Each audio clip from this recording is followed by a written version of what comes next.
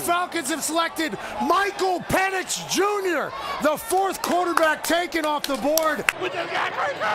We love Micheal Penix. Did not expect the Falcons to be in the quarterback game whenever we were chatting about all this. The Atlanta Falcons just pulled one of the craziest moves I've seen in the NFL draft in a very long time. Drafted Micheal Penix Jr. with the 8th pick in the draft after paying Kirk Cousins $180 million with what I believe is $100 million guaranteed.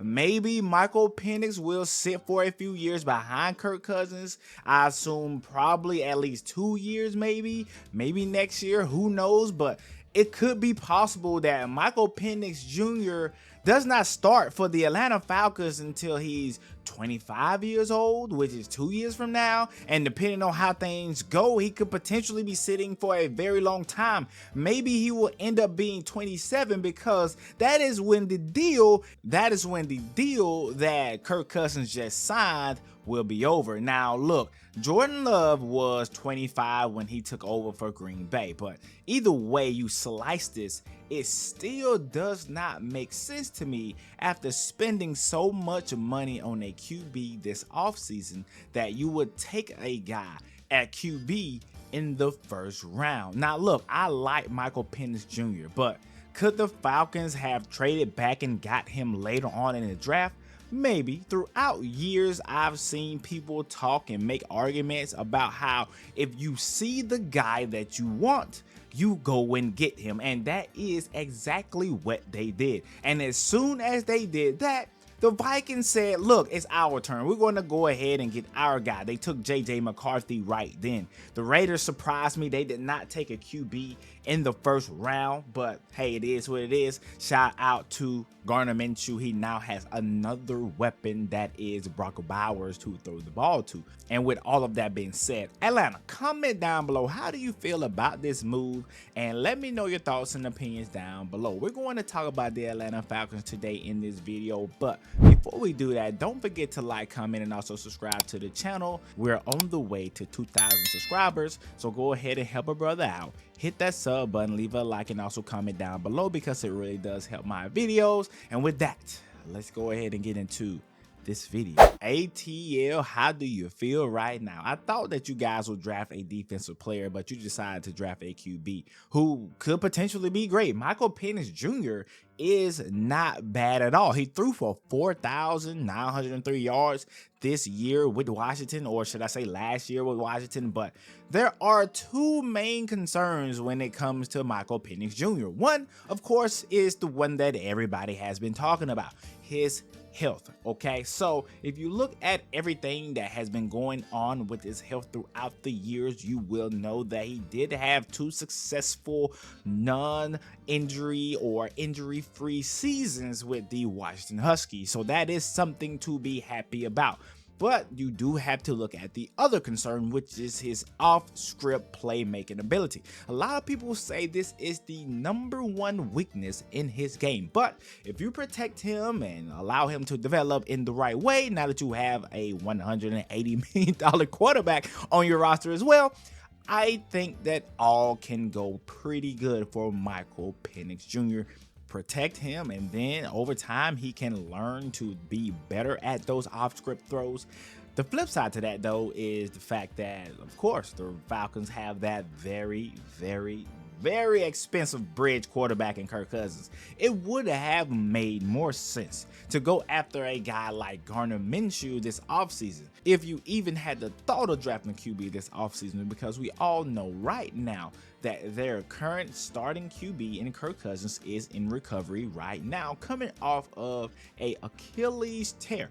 Hopefully everything is going well with his rehab, but that almost makes me think and worry that something could potentially be off schedule with his rehab. I don't know, hopefully not. I don't believe that's the case. We haven't heard that at all, but I'm just trying to put this crazy move into perspective. This move had me out of my seat immediately because I did not see this coming, especially with a more defensive oriented guy there now in Raheem Morris. So I thought potentially they will go after, I don't know, a Dallas Turner, a Latu, somebody like that. I even think the third best wide receiver in the draft in Rome Odunze was still on the board at that time, but the Falcons decided to shock the world and go with a quarterback. Look, last year was an interesting year for the Atlanta Falcons. Quarterback Desmond Ridder was the starter at the start of the season, but look, he suffered that concussion in week 8, and after that game, Taylor Heinicke would remain the starter for a couple of games. Heinicke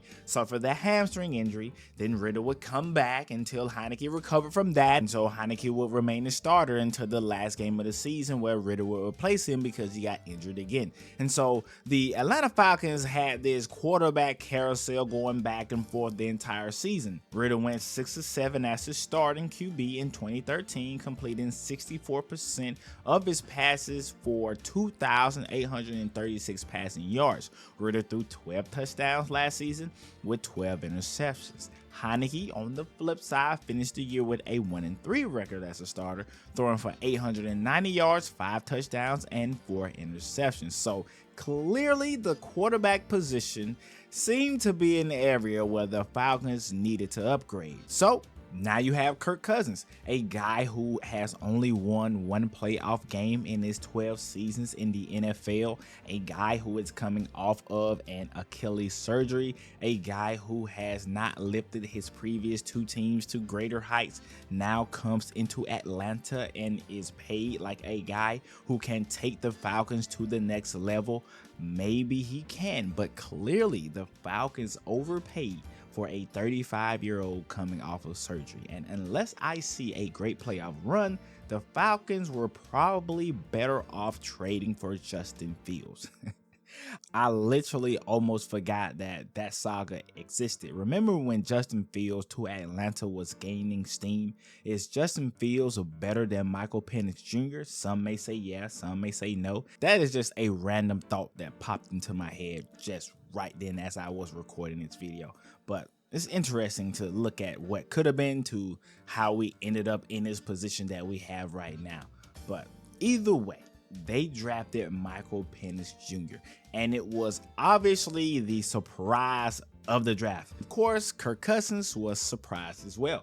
Per NFL Network's James Slater, Cousins was shocked and disappointed that Atlanta chose Penix Jr. And right here, per Pete Thamel on Twitter, it says here, there's inherent frustration and confusion from Cousins' camp as they didn't use the pick to help the team in 2024. They instead drafted his eventual replacement before he's put on a Falcons helmet. Which, I mean, they did. This pick will not help them this year at all unless Kirk Cousins gets hurt or something like that and he has to miss some time. Hopefully not, but that's the only way this helps them in any way. But with that being said, though, I am rooting for Micheal Penix Jr. And look, a guy, in my honest opinion, who can bust rhymes in the middle of a comeback win is a guy I can root for today.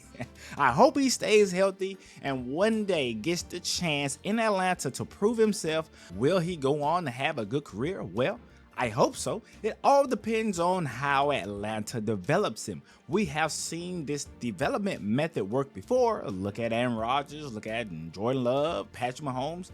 These guys in recent years are guys who waited their turn, be it a year or be it a couple of years. We don't know if Micheal Penix Jr. will be that good, but I believe he will be solid.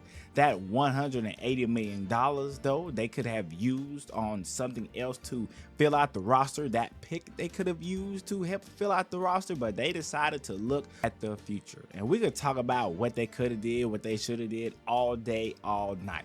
But the fact of the matter is, Micheal Penix Jr. is an Atlanta Falcon. And honestly, though, if you really think about it, he almost fits the mold perfectly. A guy, like I said, who can rap in the middle of a game.